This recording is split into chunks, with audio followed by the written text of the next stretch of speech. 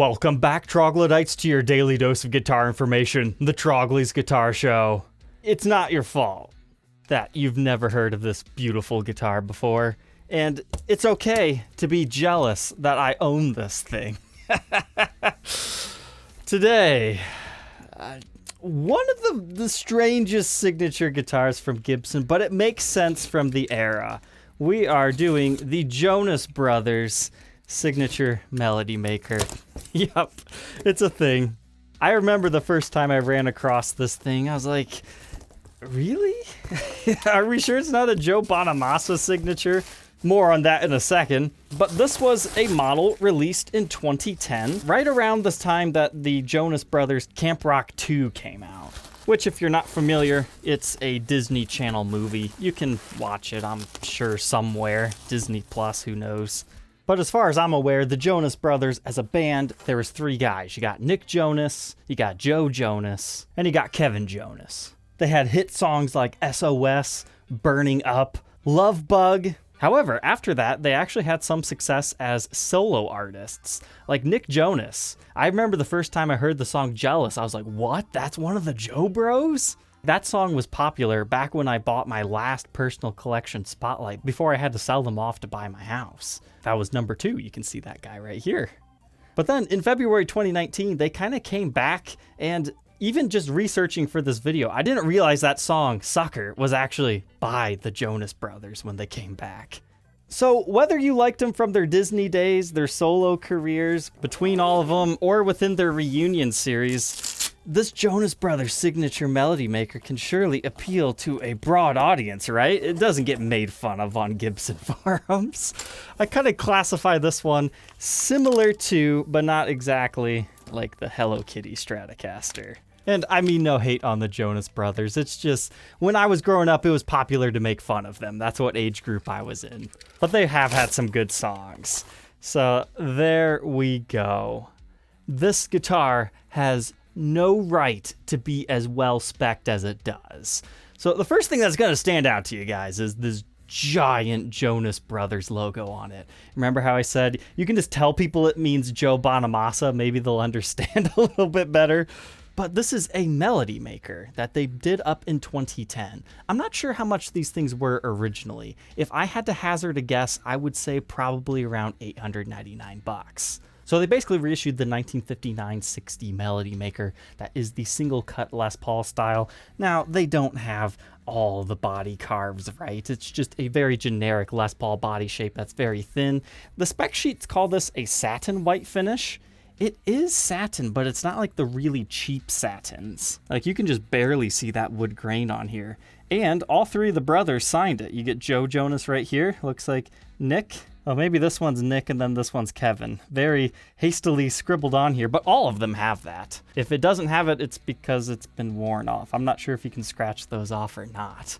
But I don't care if you like the Jonas Brothers or not, this is very nicely spec'd. You get the mahogany body, mahogany neck with, get this, a straight up ebony fretboard. That is the spec that made me fall in love with these things and want to document it. Not because of the graphics. And on top of that, it's a melody maker. Normally, melody makers have these tiny little goofy headstocks, especially at this time point. I mean, take a look at some of these other melody makers that you could buy in 2011. Like, you got the Tiny Explorer and whatnot.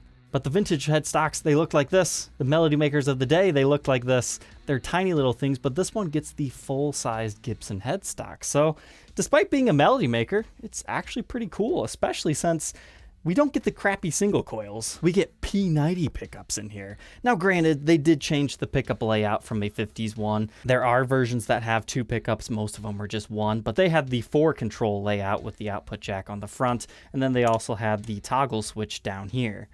So they kind of took the single pickup melody maker style and just gave it a master volume, master tone, and kind of a somewhat questionable location for your toggle switch, but it works, it works. But I know what you're thinking. Okay, so can I buy one of these and just sand this off and have a natural one? Sure, look at it right here. That's what it would look like.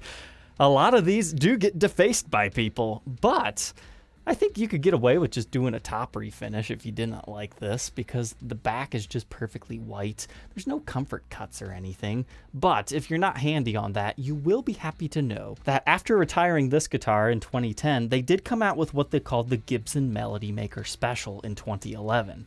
It was basically just like this thing. They were $699 brand new. They blew them out for as low as $429 back then, but they offered them in a satin yellow, satin red, black, and blue finish.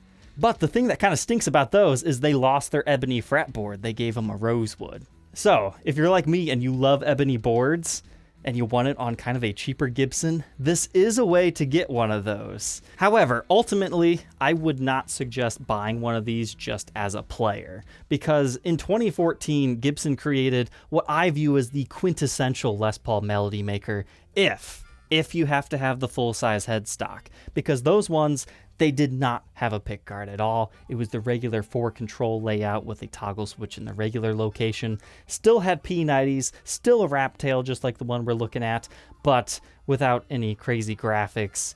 I think those things actually still had the maple tops to them as well, and it was slightly carved, so a little bit different from a regular Melody Maker, but those are kind of the sleeper model that I would push you towards, unless you happen to like the vintage style pickguard that's on here.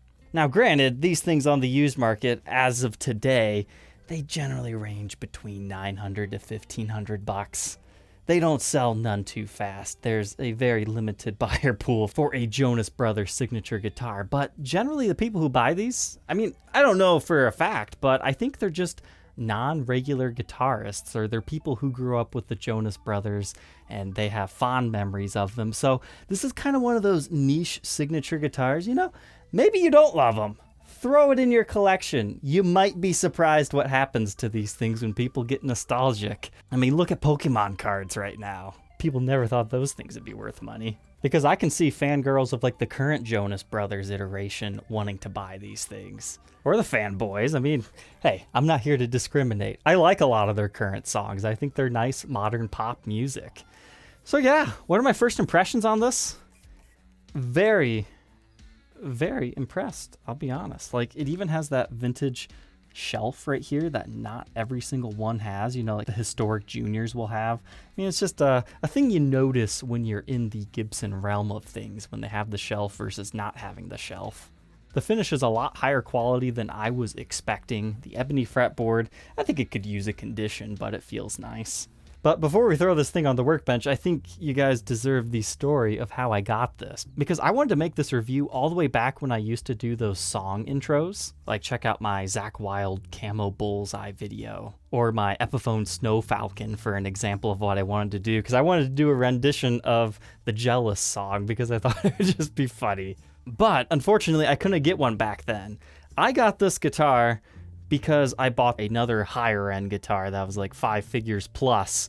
So I haggled this guitar in as a package deal for me buying that thing for way too much money. Now, I didn't get it for free. I only got like a couple $100 off, but I like this guitar. I'm not ashamed to say it. It's goofy, but I love it. So let's go ahead and throw it on the workbench and take an individual look at these parts and specs, and then plug it in to see how it sounds. Inside the Jonas Brothers Melody Maker. Another reason why I wanted to document this guitar is because I'm a big fan of the song My Name is Jonas, even though it has nothing to do with the Jonas Brothers, but that is a masterpiece of a song. But when I took this pickguard off, I started to realize, have we underestimated this guitar? It's routed for humbuckers under here, so if you don't like these P90 pickups, you can swap it over. Now, you're going to have to get a little bit creative, because I would imagine you would have to take these out and then put a really shallow pickup ring in here and then lower them down a lot. So it's not quite as easy as just putting them in, because you can't just get rid of this pickguard either, because then you have all this stuff, unless you wanted to refinish the whole guitar. Now, that is an option. Take all this off, put a thin veneer over top of this whole thing. Heck, you might as well make it a flame maple veneer at that point, make it a translucent finish, and then you'll cover all this up, and then you can route just a little bit more there and convert this to whatever you want. You'd have to do a back route at that point, but what I'm saying is if you got one of these really cheap, you could have fun with it if you're not a Joe Bro fan. But the other thing that kind of surprised me here are the pickups themselves.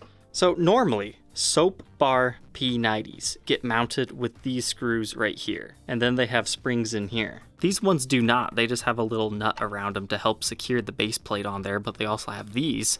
These are actually dog ear P90s, but with a soap bar cover on the top. So in this case, these screws, instead of securing it to the body and doing height adjustment, it's actually just to keep the cover on it. That's funny. So they actually have legit screws in here to keep it as a part of the pick guard.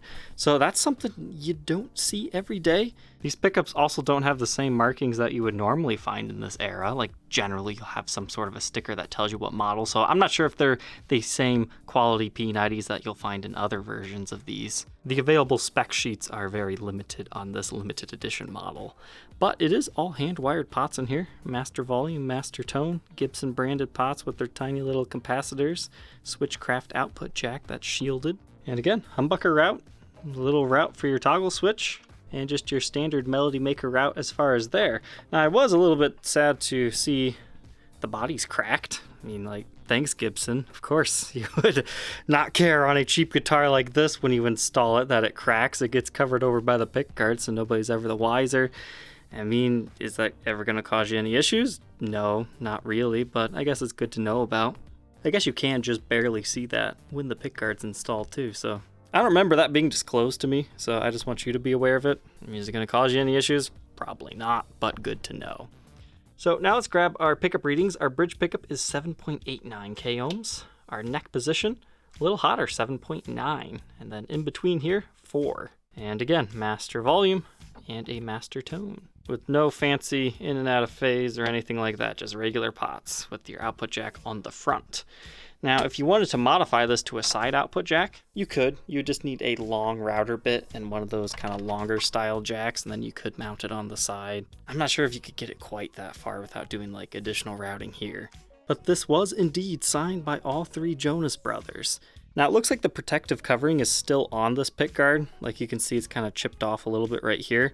So that might be underneath it. I'm not sure. My suggestions, don't mess with it unless you really don't care about the signatures, because sometimes, you know, markers can be funny. But also keep in mind, if you want to preserve those signatures, you're going to want to take that off before you do any type of clear coat polish over top of that. The bridge is just your regular wrap tail variety. It has intonation adjustment right here, but no like intonation lightning screw or anything like that. Just a very basic wrap tail piece. Oh, here's a good time to teach you guys about this. I've been getting a lot of questions about this lately. People will send me photos of their guitars like this and be like, ooh, my paint's chipping, should I send it back? No. So what that is just the paint over top of the metal stud. Now this one, it appears it's actually spreading a little further onto the body, but I wouldn't worry about that too much. Normally it's just on the metal surround that's not supposed to have the finish on it anyways. But we'll just continue around the body. It is a flat top, so if you prefer the flat style Melody Makers, I guess that's something that this has over the 2014 run that has the carved maple top to it. It just comes down to personal preference. I mean, maybe you prefer the all mahogany body that this one has, but it is an explosively spec'd guitar. Like, it has no right to be as well spec'd as it is. That's the way I view these things. So, mahogany neck, ebony fretboard. I'll be honest, it kind of looks worse after I conditioned it. It's like you can see maybe some of the white paint got on the fretboard in like some small areas here. Yeah, there's another area of that white paint phenomenon. Acrylic dot inlays, no binding or anything like that. Just a regular neck here, so let's go ahead and grab our dimensions. I measure 1.69 inches at the nut and 2.09 by the 12th. First fret neck depth 0.83 and 0.95 by the 12th. Here it is at the 1st fret and the 12th fret, just your standard slim C neck profile shape from Gibson. Definitely a 60s neck in my opinion. Like, it's not super pencil thin, it still has some roundedness to it, and it beefs up a bit by the 12th. But man, those white inlays look good right here. Now, as is natural with most white finishes, you can kind of see a line starting to form around the neck.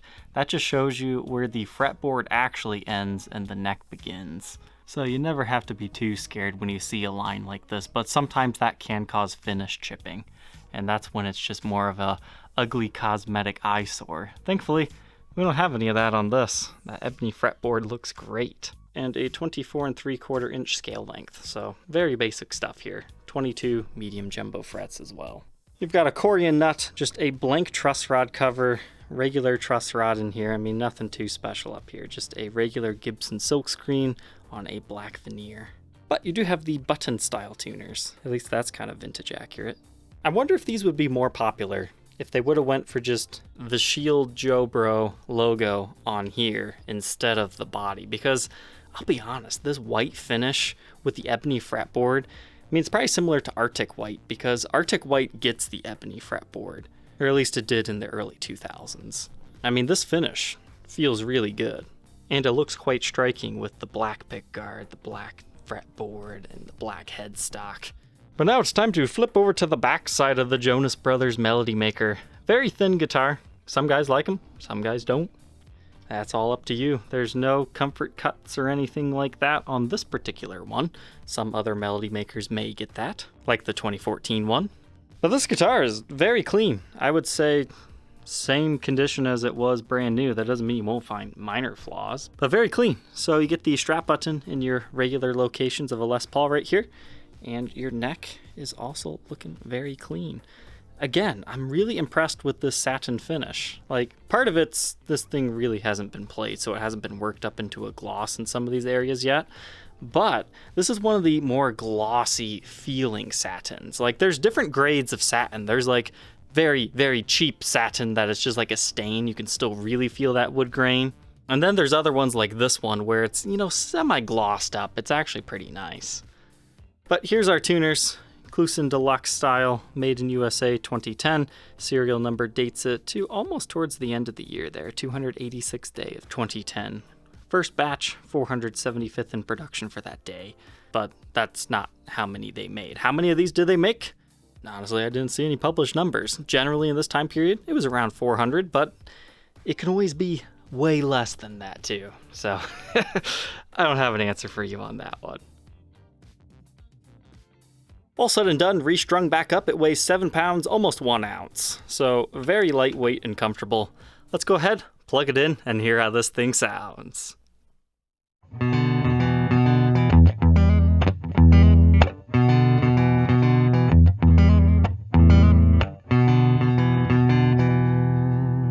Okay, let's go ahead and go through the tones, starting with our neck position here.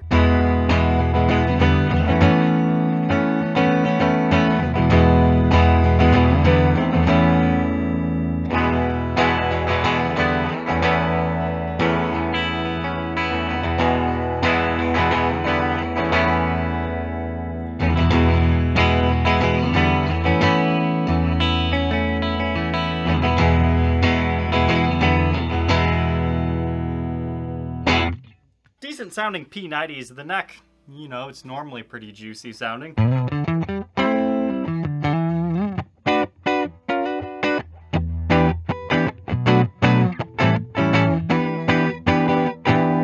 Bridge, nice and spanky.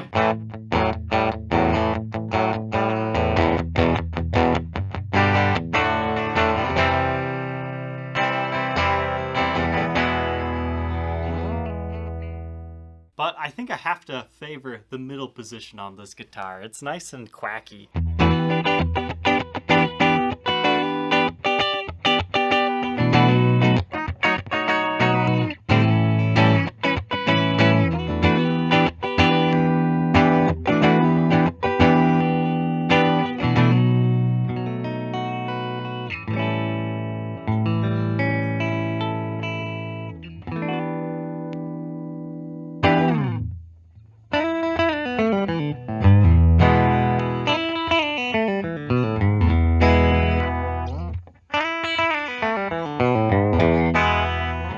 So hopefully that gives you an idea. Let's step on some distortion now.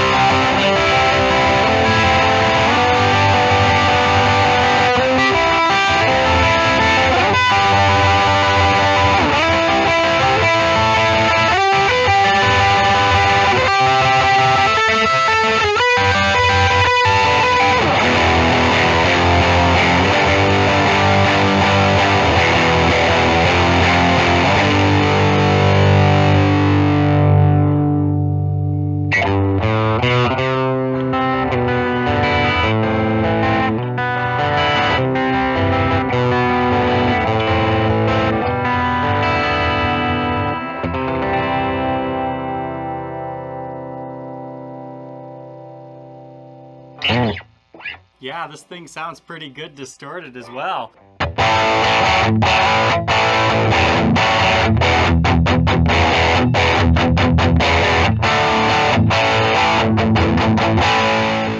I got this lick from being on hold at Sweetwater.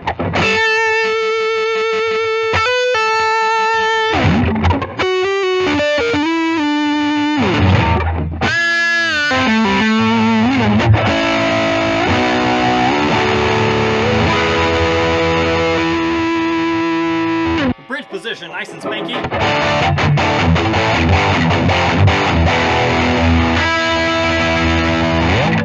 Neck position, like you'd expect.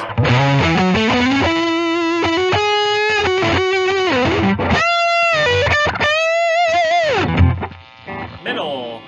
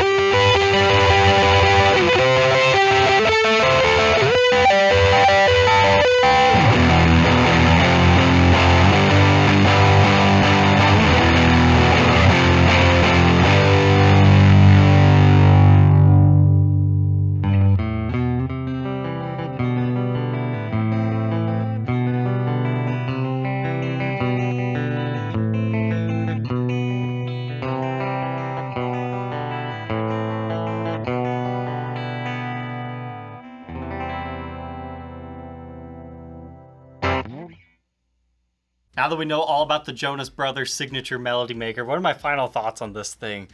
I had a great time with it. I've wanted to demo one of these for such a long time just because it's kind of a funny guitar. It's not what most guitarists would pine after, but there's definitely a market for this type of guitar. I just happen to have fun playing My Name is Jonas on the Jonas Brothers signature guitar. That's why I liked it so much. I never knew how to play that song until today.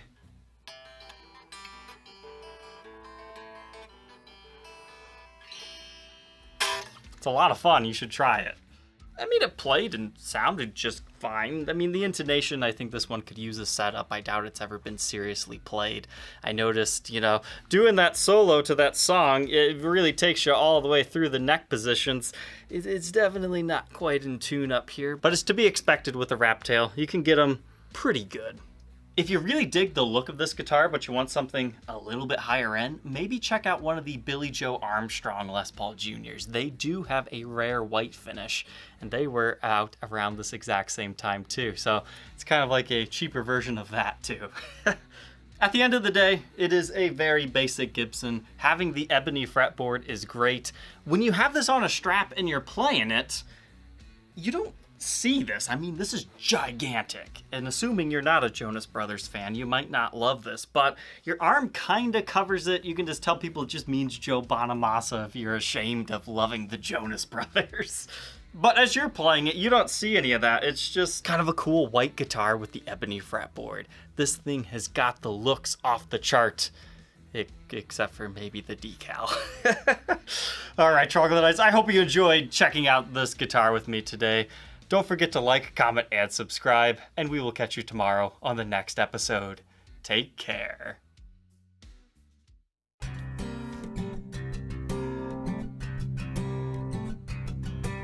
As always, if you're interested in being the next owner of one of these demo guitars, you can check them out on my website, troglysguitarshow.com. There's some links in the description.